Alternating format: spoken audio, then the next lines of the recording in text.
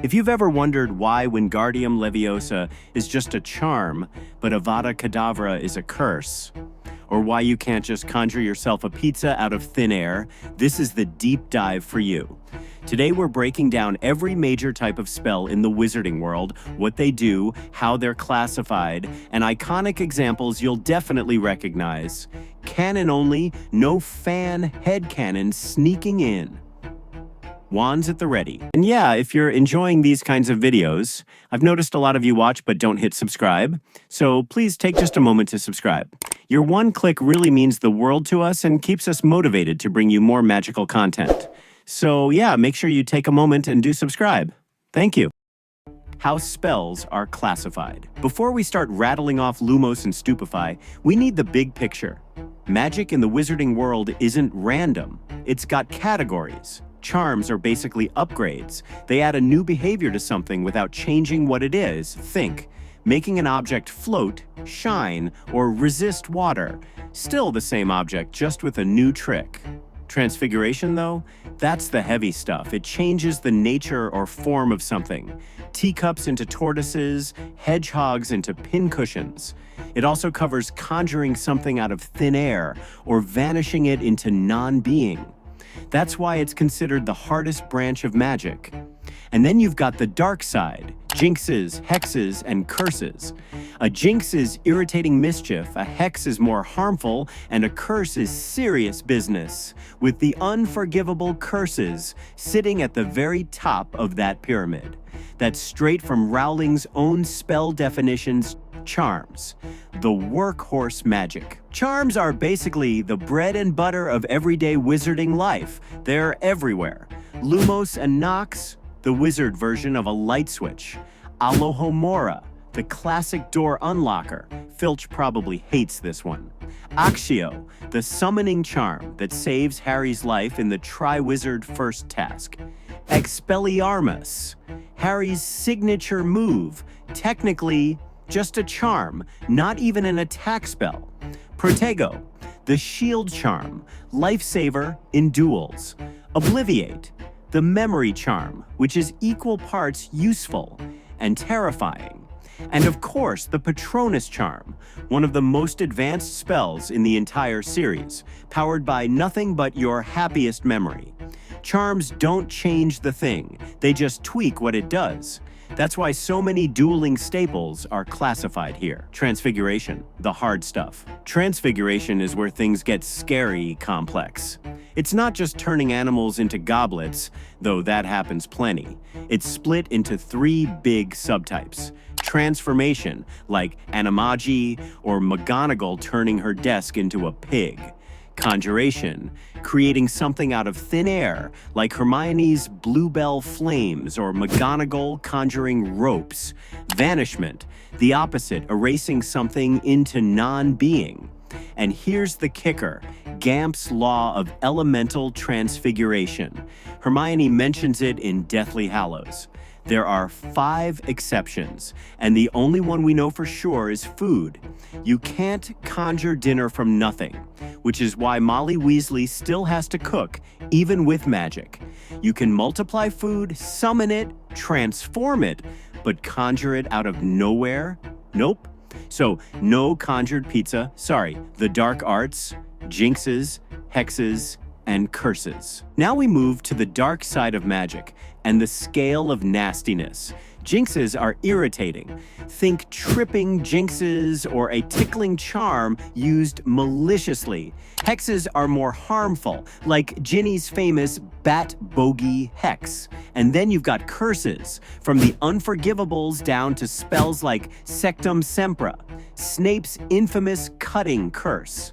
The big 3 unforgivable curses are iconic. Avada Kedavra, the killing curse.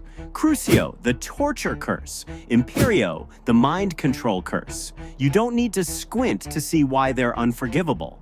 But the important part, this isn't just fan terminology. Rowling herself said the difference between a jinx, hex, and curse is about the level of malice and harm intended. The dueling toolbox. When it comes to magical combat, most of the tools are actually charms, but they've got their own little subgroup. Protego, the go-to shield. Expelliarmus, the ultimate disarming move. Stupefy, the stunning spell, basically Wizarding World's taser.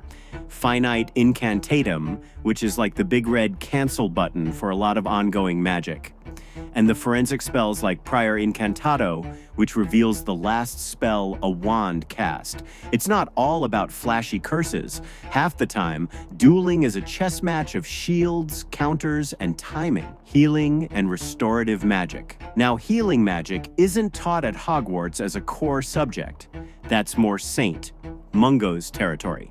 But we do see some key spells. Episkai, the quick fix for small injuries. Tonks uses it on Harry's broken nose. Vulnera Sanentur, Snape's counterspell for the wounds caused by his own Sectumsempra. It's a reminder that magic can heal, but the nastier the curse, the more complicated the cure. Big magic, concealments, and area enchantments. Some of the most powerful spells aren't about dueling at all. They're about protection, secrecy, and control. The Fidelius Charm, hiding a secret inside a person. That's how the Potters hid from Voldemort. The Taboo, where Voldemort cursed his own name to track down anyone brave enough to say it. And anti-apparition enchantments, like the ones around Hogwarts that stop anyone from just popping in or out. These aren't spells you toss off in a duel. They're game changers that shape entire war ritual magic and binding oaths. Not all magic is a simple swish and flick. Some of it is ritualized. The most chilling example?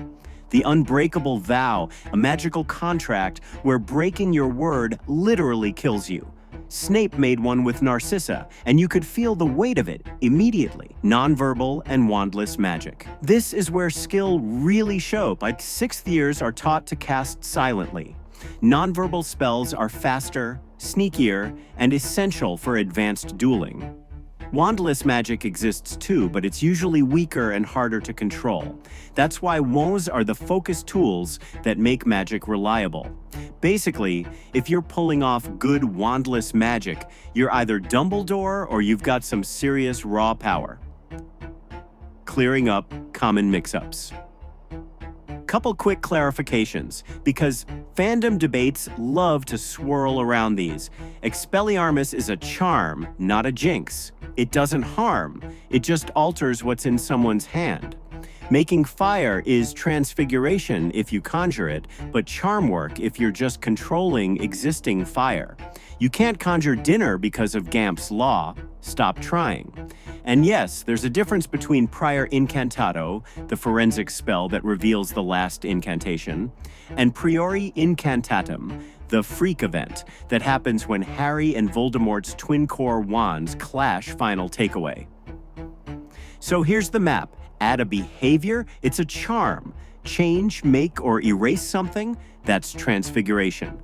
Harmful intent, sort it on the Jinx arrow, Hex arrow, curse scale. Then layer on defenses, rituals, and enchantments, and you've got the full spell ecosystem. Canon approved. The wizarding world may feel chaotic sometimes, but when you break it down, magic has its own logic. And that's what makes it fascinating. All right, your turn. Drop your favorite underappreciated spell in the comments. I'm betting at least one of you is going to say Finite or the Protean Charm.